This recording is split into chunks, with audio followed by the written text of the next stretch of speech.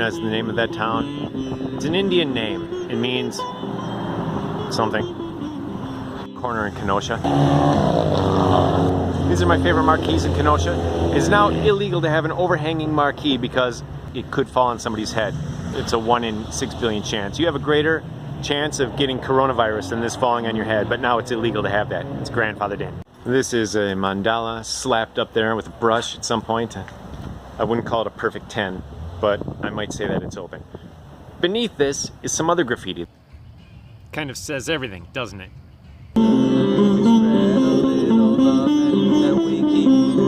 You've heard it all before, but statistically it's more likely that a black person will get hit by a car than killed by a cop. Symbol illiteracy. Before the riots, this little free library had a glass window, not a glass ceiling. There is no glass ceiling on reading and knowledge and critical thinking. Oh yeah, Mike Bjorn's. That's where I purchased everything I'm wearing right now. Let's look at this one. This is my favorite mural. I love the wonky line drawing. Factory clothes, broken heart that's crying. I love it. This is the kind of drawing I aspire to. Pure, awesome exuberance. And in fact, it's so well done that I don't believe it's naive. I actually believe this is well studied. We are in charge of our attitude. Want to let you know one quirky thing about my artist residency here at Revision Gallery. Cleaning up here, we've found 20 hammers.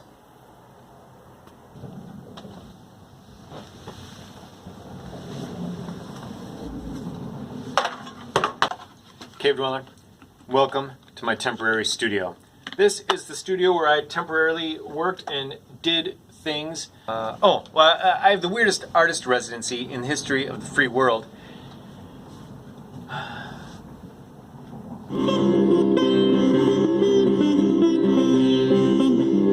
Very experimental, a little bit. Cave Dweller, I don't have one of those handy mounts for my camera.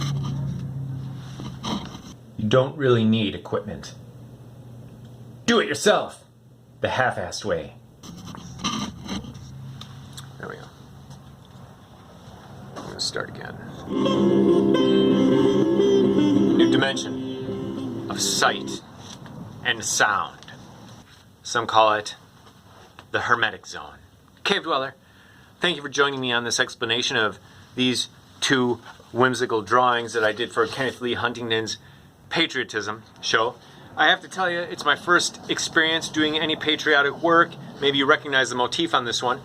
I had a hard time being patriotic because there's so many things that we want to improve about our country. It's our country with a whole lot of baggage, but we're working on it. It was Tecumseh, American Indian Tecumseh, who first convinced people to abolish and outlaw slavery. So, an American, not necessarily, we can embrace him, I guess, in a way, but I do, in my heart, embrace the Native American Indians. And, well, anyway, so that's what these two pieces are about. They are about my struggle trying to be a patriot. I love America. I love the history of America all the way back to the Paleolithic era as much as we can. We had giants walking the land, literally. They hide that in history. It turns out that the Native Americans would find a 7-foot tall giant and bury their important people on top for the power. I have the weirdest artist residency in the world. It's a Revision Art Gallery. One thing that is particularly quirky about the owner of Revision Gallery is she has a destructive habit with money. Pulled these out of her car just now. She has a laundry basket in her car full of golf balls and money. There's bills, wads of bills, just sitting on the edge of this golf basket. And I tried pulling some money out, and you can see that it's shredded. And you can see that it is moth-eaten. That's not moth, it's bleach. She's a fiber artist. I say to her, this happens a lot. There's a lot of bills we find around. We found over $400 of bills just laying around this place. And some of it was very raggedy and shabby. And I'm like, how do you do this to money? And she's like, I don't know. It just gets old. It's cheap junk. American money is not cheap junk. It's linen. It's not even paper. It's linen. It's literally cloth.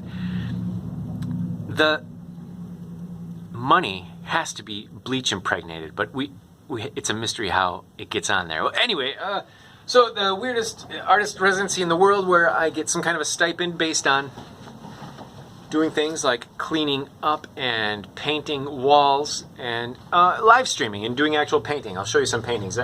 Right now, the owner is looking in the back of her car, which is more of a storeroom than a car, where it's where the laundry basket was, looking for a bracket to hold a cell phone so I can use my tripod. I am not using a tripod because I'm using the aesthetic of half-assery. I actually have my phone tied to a board with a shoelace.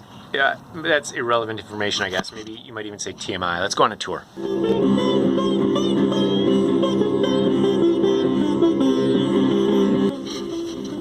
This is one of my favorite examples of the owner's work. This is a leather loincloth. There's no understrap, but it also has a pocket for your wallet. So if you're going to Burning Man, okay, I'll read this to you. Let's do an oral reading. Give me all the talent that your bad governing discourages. Then keep your self-righteous, egocentric troublemakers who love those government checks. I can see you, Portland. That's what I think the Statue of Liberty might actually say if she could see the state of affairs we're in now. I have an interesting article I'll link to in the notes below. It's called something or other. I don't remember what it's called, but it's written by a woman who's basically states her theory is these postmodernist reactionaries are neither right nor left. They're just reactionary, and they've been there for a long time since postmodernism started, and now they're coming to the most outrageous point in their history where they're the most outspoken and the most deviant and, well, I'll say stupid. So let's read this one. I can finally admit it. I'm a patriot. It's corny. We all know that being a patriot is corny. We just sort of laugh at it. We think it's quaint and Americana kitsch shtick. But we should really embrace it. We don't have to necessarily embrace the inflatable statues of liberty that get put out on 4th of July on people's lawns. Or even lawns we don't even have to embrace. Let's get back to the native prairie, I say. It's corny. Cultural pressure from the telescape. It's been inculcated into us that we despise patriotism, and even our own country. We are taught to hate ourselves. And hating patriotism and laughing at parades and people who wear red, white, and blue or fly a flag. Linda Barry, my favorite cartoonist, even in an interview recently, said that when she was a kid there was patriotism, and when people flew a flag it was Americana. And we're like, yeah, America, but when I see a flag now it's like, you asshole. I'm like, Linda Barry, come on, Linda Barry. Let's think more constructively. Use more critical thinking to judge whether or not this person flying an American flag is unlikable and the enemy of humanity. Linda Barry, come on. She won the MacArthur Genius Grant, and she's saying this junk about it. Anyway, Linda Barry is awesome. You should read all of her books. She is America's #1 cartoonist, right up there with Paul Pope, and there are no other living cartoonists. Anyway, younger generations call patriotism evil. I don't, but younger than me do. Human history is a mixed bag, I remind you, and the USA is a very successful experiment, still in its childhood. It's not even 300 years old. I mean, come on, there's buildings that are older than our country. Give it some time to work out the bugs. We can do it. And here I wear the Illuminati eye from the back of the dollar bill, and I'm in the Rosie the Riveter pose. This is a caricature of me. This is the Liberty Torch floating over my head. Maybe it's not the best design. This caricature of me, I designed as sympathetic magic. So it's from a comic strip called Exponential Growth, my webcomic, reviewing things that I had done that day. And I would do the drawing and then make it better, like I should have said. However, my sense of humor tends to elevate the self-deprecatory moments, make a fool of myself, because making myself look awesome just isn't hilarious. We boarded up all our windows one day when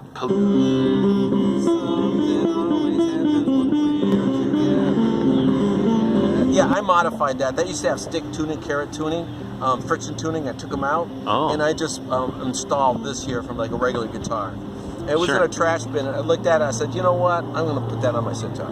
Nice. This is the western face of Revision Gallery. It's got this wonderful mural on here by Paul something or other. So this is his mural. There are windows in here that are boarded up, and on the plywood, I finished his mural. The swoosh up above, you can see the edge of the plywood there. Turn this into a soft serve ice cream cone, and there's the color of the plywood is the cone, and I threw in the peg leg monkey eating the ice cream cone. This character is my representation of my college studio mate, Natalie. Anime fans, recognize these 4 dots? It's Retsuko from Egretsuko. This is the pose where she accepts that she's going to be a death metal pop idol right before she actually performs. That's how the universe often works.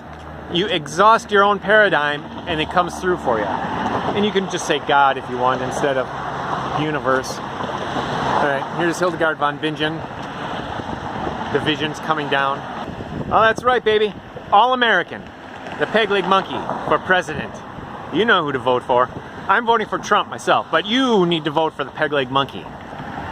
He'll bring us all back into awesomeness. And I bought some beads so I could find one, and I found one, and I stuck one in there. I had to move all this around to get some space, and I actually added an additional one, the orange one. That's why it's orange.